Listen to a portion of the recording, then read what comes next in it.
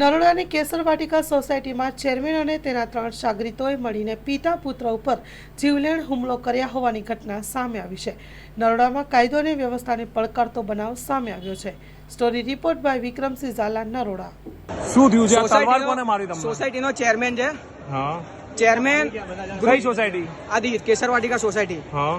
આ ચેરમેન અહીંયા ચોથા માળે રહે છે. એનું નામ છે દીપક દરજી કરીને નામ છે. એ સોસાયટીમાં લેડીઝોને ફોન કરે છે, એમનું હેરેસમેન્ટ કરે છે. અલગ અલગ લેડીઝોના ગ્રુપમાંથી નંબર લઈને લેડીઝોને ફોન કરે છે. એને મળવા માટે અમે બધા આવ્યા હતા, મિત્રોને અમે બધા. તો એ અહીંયાથી ભાગી ગયો ને એના સાગરીતોને અહીંયા રાખ્યા હતા. પછી બધા મિત્રોને બધા જતા રહ્યા. એની પછી અચાનક અમારા ઉપર તલવાર છરી એની વડે હુમલો કર્યો. મારા માથામાં તલવાર મારી છે, મારા પપ્પાને હાથમાં માર્યું છે. તલવાર ઉપાડી હતી, મારા પપ્પાની બચાવવા લેડીઝ ઉપર તલવાર ઉપાડી હતી. એનું વિજય નામ છે, વિજય કરીને નામ છે. કેતન છે, એક કેતન નામ છે, વિજય નામ છે. અને બધા ભાગી ગયા. અત્યારે સ્કોર્પિયો લઈને આવ્યા હતા, બ્લેક કલર ની. એટલે બહારના લોકો આવ્યા હતા? બહારના પણ હતા અને સોસાયટીના પણ છે. સોસાયટીના બોલાય તો જ બહારથી અંદર અને પોલીસને કદાચ મેન ફોન માણસ થઈ ગયેલું પેલો લાગે ચેરમેન મને. છે એનો. ચેરમેન છે, મેઇન માણસ જે છે. હા, એ લુખ્ખો છે એનો. હા, એનો લુખ્ખો છે.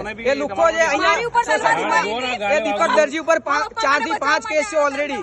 એ દીપક બેન તમારા પર બી મારી ઉપર તલવાર મારી હતી, હા. મને બચાવવા અમને પપ્પા વિજય- હાથમાંથી તલવાર વાગી. આને ઉપર પેલા વિજયે અને કેતને તલવાર ઉપાડી. અનિલભાઈ ક્યાં ગયા? ઉપર ગયા. અહીંયા છરી મારી.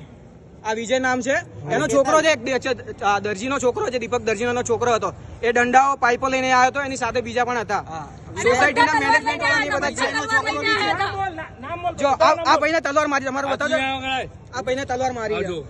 આજો આંગળી તોડી નાખી મારી.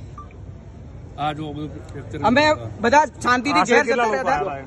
આશરે 10 થી 15 જણા હતા. 10 થી 15 જણા હતા. અમને ખાલી અમે અત્યારે ક્યાં છે લોકો? એ અછંત થઈ ગયા છે. C501 માં સમાધાન નહીં કરવાનો. ગાડી હતી. બસ બંધ કર દો. માં motor driving, safe and sure driving. Driving એ શોખ સાથે આપની મોટી જવાબદારી પણ છે. અમારા ઇન્સ્ટ્રક્ટર દ્વારા સચોટ અને સરળ માર્ગદર્શન. આપની રોજની તાલીમની માહિતી મેળવીને શું અધુરાશ છે એના ઉપર પૂરું ફોકસ કરાય છે.